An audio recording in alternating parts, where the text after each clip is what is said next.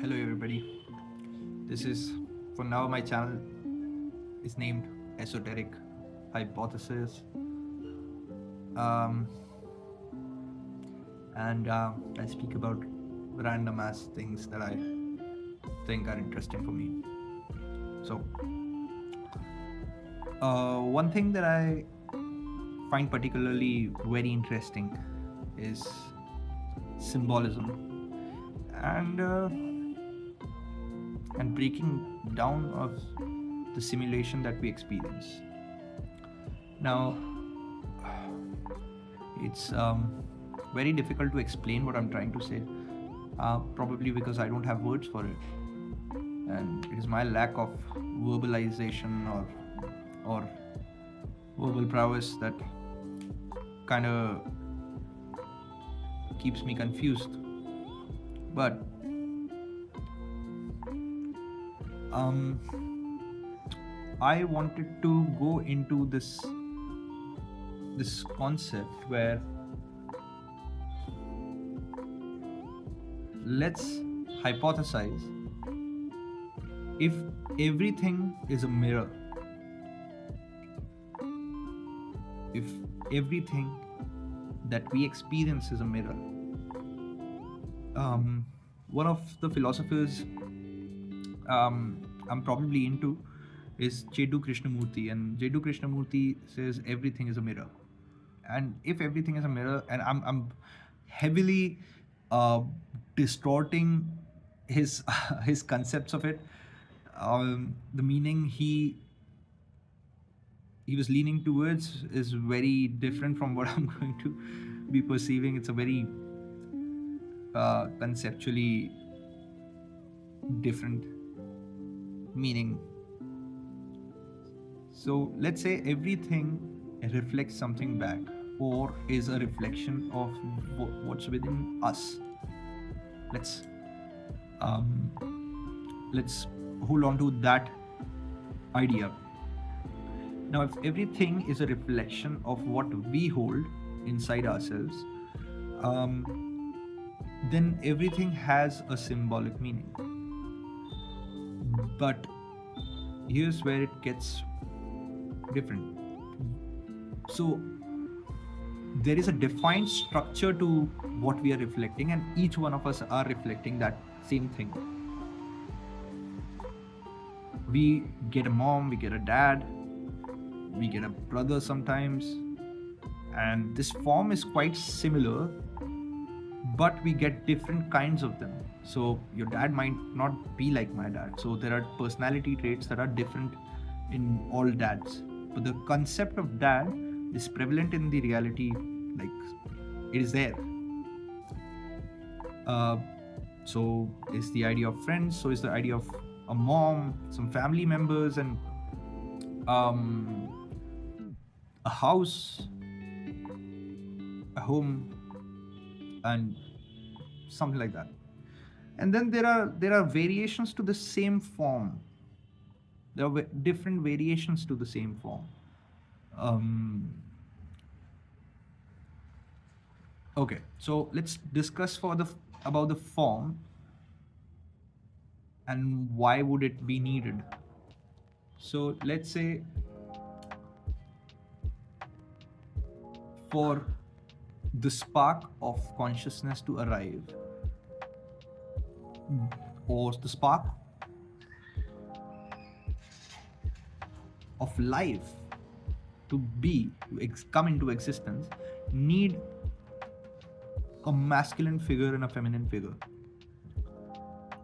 And I mean it in a way like in Hindu pantheon, there are masculine gods and there are feminine gods. And in fact, I'm not being gender binary in this situation.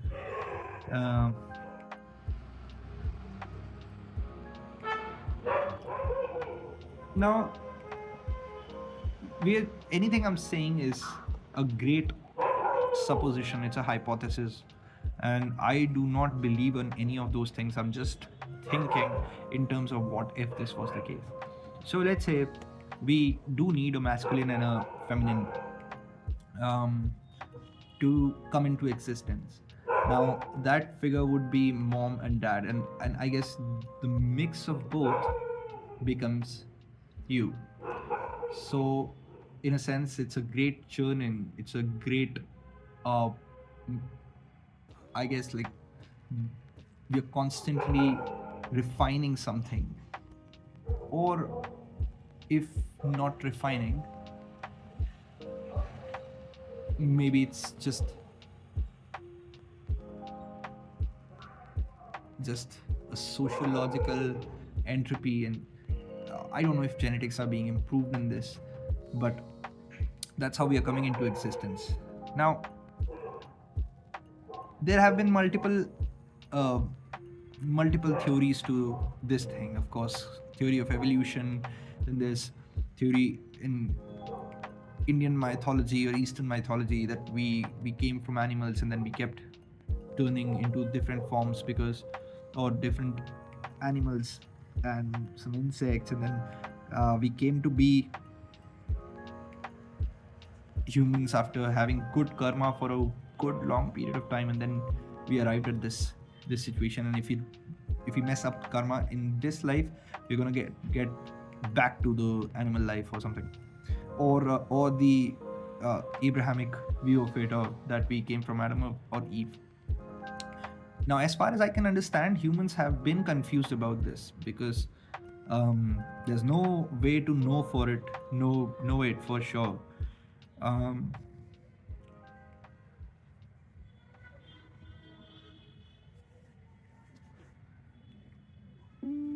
we know that we need a masculine figure and a feminine figure to come into existence. Now, um,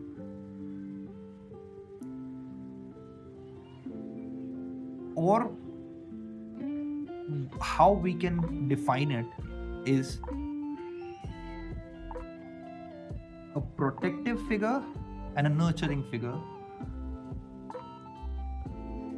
is needed to create life. A lot of animals honestly just have one parent performing both, but we're talking I'm talking right now in terms of humans, and we need a protection figure and a nurturing figure. And in a way, our psyches are also the same way. So the ego is the protection we have against the outside world, and the soul or the inner world we have, the inner child, or I guess the word soul is justifying. The soul is your inner mother, and your ego is your inner father. But then, who are you? If you have an inner mother and an inner father, who is it who's being nurtured, or protected? Who are we? Are we the observer who just happened to be here,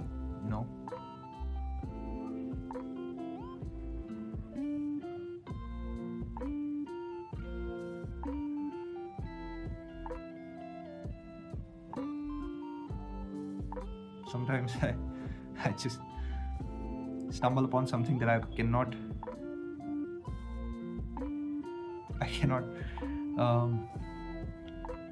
go beyond, and then I'm silent. It's scary, or it's just confusing.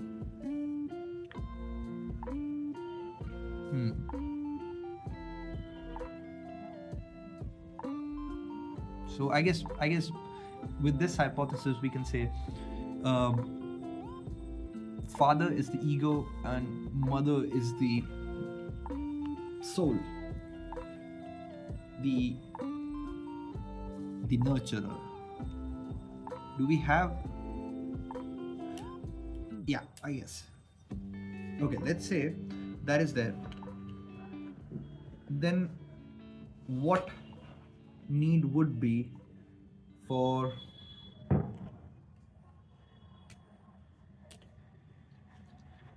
I don't know where to go. For friends, I guess, or a brother. Is it consciousness creating something, or I don't know. This might take us away from this topic of symbolic meaning or whatever it is. I don't know if if the words justify what I'm trying to say. Um,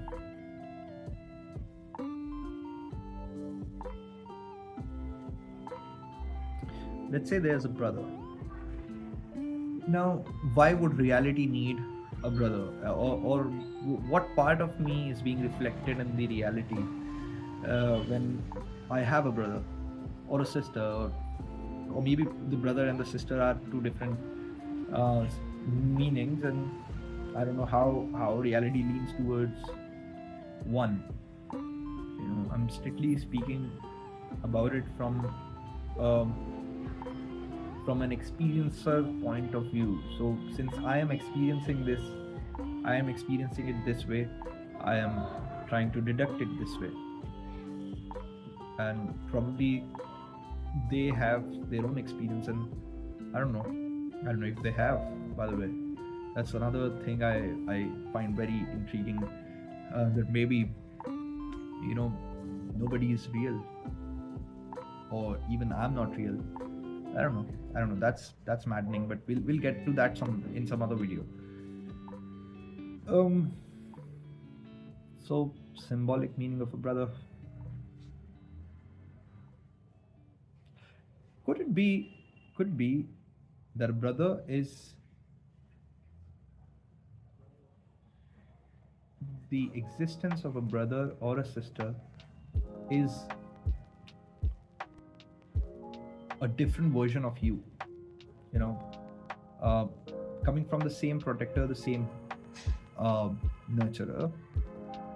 There's a different version of you that pops out, the same genetic issues, with the same DNA, and a lot of things that are in common. But of course, there are differences, and there are a lot of psychologists saying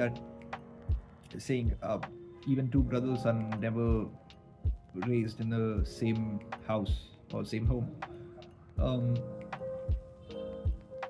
So, or a female version of you is a sister, and then there are different paths they take, and when they take these different paths, there are different different results that come out, and it's just to show alternate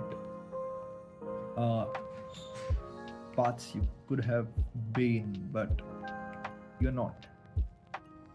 And it brings us to the illusion of free will.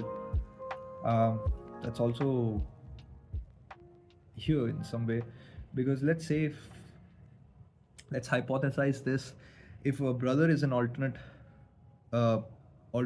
being, just like you, with same genetics and everything, isn't it representative or representing the illusion of free will? But it's all predetermined, because you were born at the time you were born, and if you were and that's why you became what you became. But if the time was shifted and it was around your brother, wouldn't you become like your brother?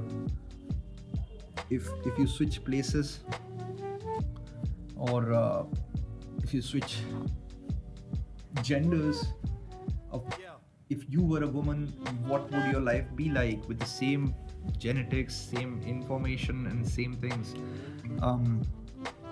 Could it be that you would be handling emotions differently because the hormones are different, and you know, and that's why twins are a wonder, you know, because they are almost similar. Even their um they the time they were raised and the way they were raised is also quite similar, because they were certain age at certain point, and their parents had certain psyche over that period of time, so they both had the effects of uh, these things.